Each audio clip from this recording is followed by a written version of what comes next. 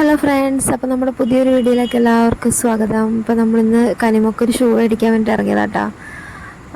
കുറേ നാളായി കനിമൊക്കൊരു ഷൂ മേടിക്കണമെന്ന് വിചാരിക്കുന്നു. ഒരു ഷൂ മേടിച്ചാണ് നേരത്തെ, അവളുടെ അളവിനൊന്നും കിട്ടില്ല, ഒക്കെ വലുതാവും. അപ്പോൾ ഒരെണ്ണം കിട്ടി, അതൊക്കെ ആകെ നാറി നാശമായി. അത് കാരണം എപ്പോഴും ആൾക്ക് ഷൂ ഇട്ട് കിടക്കണം, തലേന് തൊപ്പിയും വെക്കണം. അത് രണ്ടും അതുകൊണ്ട് എപ്പോഴും പെട്ടെന്ന് നാശമാവും.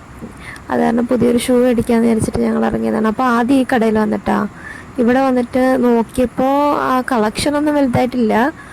വലിയ ആൾക്കാരുടെയൊക്കെ ഉണ്ട് കേട്ടോ, ചെറിയ കുഞ്ഞുങ്ങളുടെ അങ്ങനെ കളക്ഷനൊന്നുമില്ല. ഷൂസ് ഉണ്ട്, പക്ഷെ അതെല്ലാം വലുതാണ്, അവൾക്ക് പാകത്തിനൊന്നുമില്ല. പിന്നെ ബോയ്സിൻ്റെ ഉണ്ട്, ഇഷ്ടംപോലെ ഷൂസ് ഉണ്ട്.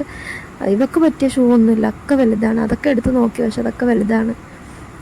കാലയിട്ട് നോക്കിയിട്ടൊക്കെ ഊരി പോവാം. അവളാണെങ്കിൽ ടൈറ്റുള്ളത് ഇട്ട് കൊടുത്താൽ എങ്ങനെയാലും ഊരിക്കളയും കുറച്ച് കഴിയുമ്പോൾ. അത് കഴിഞ്ഞിട്ട് അവിടെ നിന്ന് കിട്ടാണ്ടായപ്പോൾ ഞങ്ങൾ വേറൊരു കടയിൽ വന്നിട്ടാണ്. ഇവിടെ ആണെങ്കിൽ ചെരുപ്പുകളുടെ വിപുലമായ ശേഖരം എന്ന് പറയുന്ന പോലെ ഒരുപാട് കളക്ഷനുണ്ട്. വലിയവർക്കും ചെറിയ കുട്ടികൾക്കൊക്കെ ഇഷ്ടം പോലെ കളക്ഷനുണ്ട്. പക്ഷെ എൻ്റെ മോൻ്റെ കാലിൻ്റെ പാകത്തിനൊത്ത് കിട്ടണ്ടേ, അതാണ് ബുദ്ധിമുട്ട്. എല്ലാം വലുതാണ്. പിന്നെ അവസാനം ഒരെണ്ണം കിട്ടി. അപ്പോൾ എൻ്റെ മോനതേ എവിടെ പോയാലും ഇതേമാതിരി സ്റ്റിക്കർ എടുക്കും. അപ്പോൾ അത് മാത്രമല്ലേ ചോദിക്കുള്ളൂ എന്ന് വിചാരിച്ചിട്ട് മേടിച്ച് കൊടുക്കുകയും ചെയ്യും. എപ്പോഴും വേണം ഓരോ സ്റ്റിക്കർ.